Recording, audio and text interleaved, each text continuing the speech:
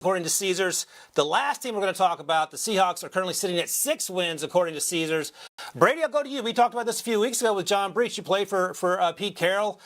Does Drew Lock have a chance to have any success in the situation he currently finds himself? Sure. I think it's an uphill battle looking at their roster. I think you'd say they probably have the worst roster of anyone in the NFC West. On top of that, is it Drew Lock? Is it not? Are they still going to try to bring in someone else? They say they're not going to trade for Baker, so what does that mean if he's a free agent?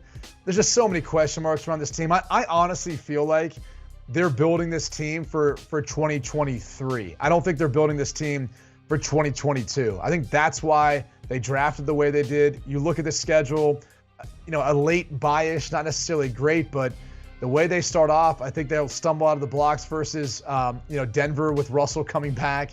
I know they get to host it, and I'm sure, CenturyLink, or at least it used to be called CenturyLink, will be incredibly loud. But it's just, look at the travel and all that too. I think that takes a toll on a team that no longer has Russell Wilson to rely on. So I don't have high hopes for this team. I think when I look back at what I had them, slated at winning, 6 games, and I think I'm probably the most optimistic of any of you guys as far as what this team is going to be.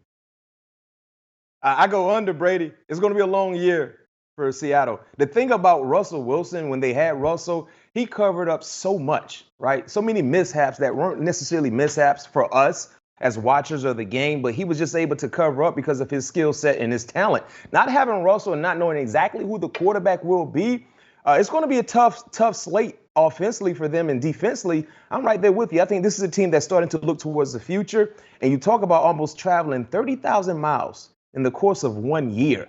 That's a difficult situation to deal with as well. So I see under 6. I see probably 4 wins for the Seattle Seahawks. I'm sorry, Seattle. I'm right there with both you guys. I think 5 wins feels about right. Drew Lock's got a long season ahead of him if he can hold on and play the entire season. So that's the NFC West. We're going to take a quick break here. When we come back, we're going to talk a little NFC East. Not quite as good football as the 2 previous divisions we talked about, but hey, we'll talk about it anyway because we know we got some fans out there that want to talk about the Eagles, the Giants, the Commandos. I know they're the Commanders. And what's the other team there? Oh, yeah, the Cowboys. All right, we'll be right back after this. Do you want a sports network that delivers everything that matters about the game? The highlights, the picks, the instant analysis, no yelling, no fake debates, no politics. Hit the subscribe button and never miss a moment.